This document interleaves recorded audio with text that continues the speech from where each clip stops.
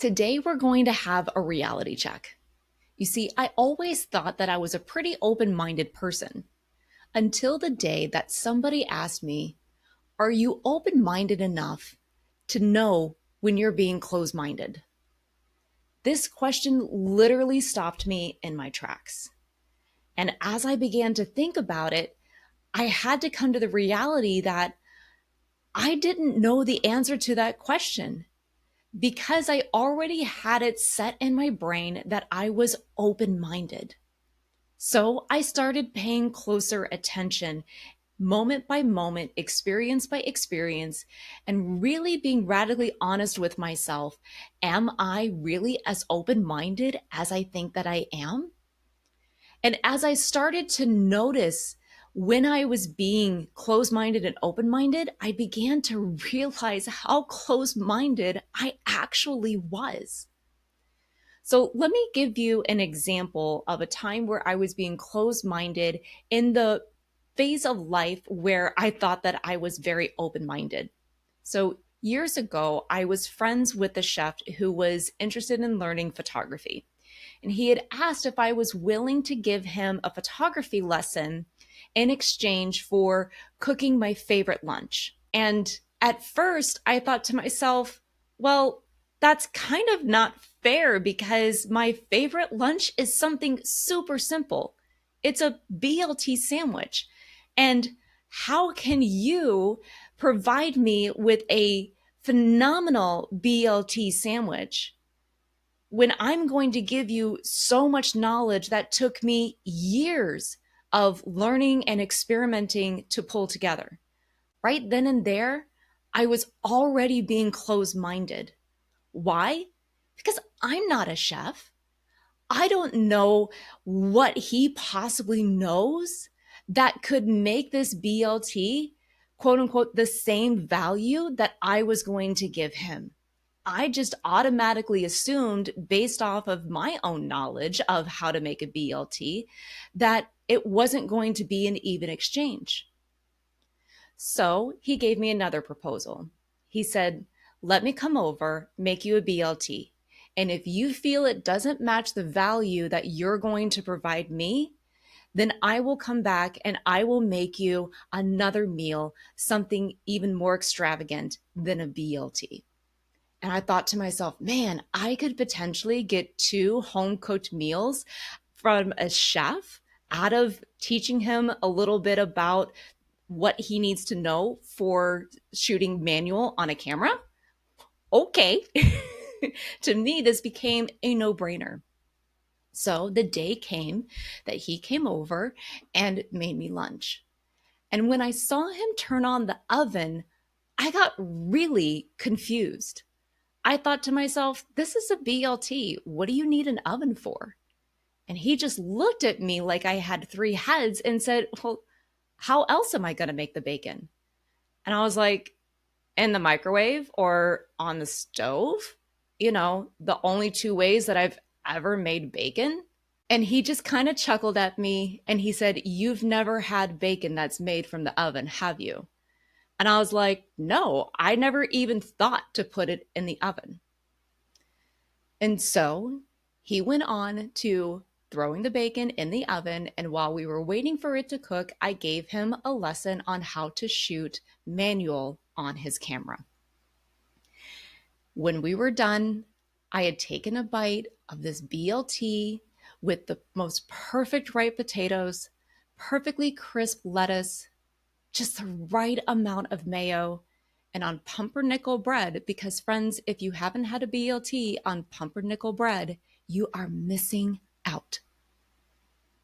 And I just melted, just like the bacon did in my mouth. It by far blew me away and was the best BLT sandwich that I have ever had. In fact, he kind of ruined BLT sandwiches for me because I continued ordering them while I was out, and they were never as good as our homemade BLT sandwiches. Talk about being closed minded on something so simple. And just imagine what I would have missed out on had I stayed with my closed mindedness and said, no, that's not an even exchange. So I'm not going to do it with you. I would have missed out on the best sandwich that I have ever had in my entire life. But not only that, now I only ever cook bacon in the oven, and we have incredible bacon, no matter what brand, what cut, whether it's hickory or it's just plain old bacon. It is freaking delicious. And I've even been able to share this with my family and friends who then turned and looked at me and be like, are you kidding me? I've been making bacon wrong my entire life, which was a little bit fun, I have to admit. But it literally was a life changing moment. Small life changing moment, but still, it was a life changing moment. All because I decided to be open minded in this situation. So, the real question I have for you is, where are you being closed minded because you can't think of something being possible? Or because you're so convicted in your belief and in your perspective or in your opinion that you literally can't leave that thought or that perspective or that belief in fear of, are you telling me that I've been wrong my whole life? And our pride and our ego steps up. It's like, no, I have to stick by this because it's what I have done. It's what I've known. It's who I've been my entire life. And by being open minded, this doesn't mean that you have to take on somebody else's belief or perspective or experience as your own. But being open minded is literally just the process of listening to what they have to say and saying, hey, that works great for you, but that's not for me. That's still being open minded. Where we're being closed minded a lot of times is when we're trying to tell the other person that they're wrong. And then we try to convince them to agree with us or to take on our beliefs or our perspectives. Now, that's not to say that we are always right or we are always wrong. That I'm not trying to go there with this. This is simply about how open-minded are you to somebody else's belief or somebody else's perspective. Because the reality is when we become open-minded, we learn, we expand, and therefore we become more compassionate. And this is growth. And that's what we're here to do, right? We're here to learn. We're constantly learning. So where are you closing yourself off from learning because you're afraid that maybe you're going to learn something new, or you're going to be judged for your own thoughts, or you're going to be quote unquote proven wrong? Trust me, if you haven't had bacon in the oven, go try it this weekend. It's delicious. You never know what you're going to learn when you step back from the pedestal that we have a tendency to put ourselves on. Let's be open to our ideas and our beliefs are not for everybody. That it's okay to disagree. This is a sign of respect for one another. And if we want the other person to respect us, we need to show them respect. So the next time that this comes up for you, this feeling of tenseness in your body when somebody is explaining something to you, or you have this, there's no way this could be any better than what it already is, or there's no way that you could expand on this or give me any additional knowledge. I want you to pause for a moment, breathe, release that tension in your body, bring down your defenses, and openly listen to what they have to say instead of just waiting to respond with your perspective or your belief. Then acknowledge what they had to say. Repeat it back to them. Let them know that you heard them and that you understand what they said. And if you don't understand what they said, then ask a question about it. This doesn't mean that you're giving up your own perspective or beliefs. It just means that you're expanding your knowledge. You're gaining some wisdom. You never know what you don't know. We have so much to offer each other, but how often are we closing ourselves off from that knowledge and that wisdom and that help even? You never know what they know. They might have that one missing piece that you need to finish your puzzle.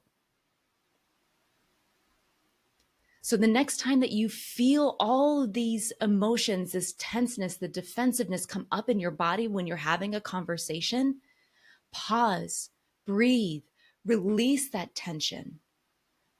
Listen to what they have to say.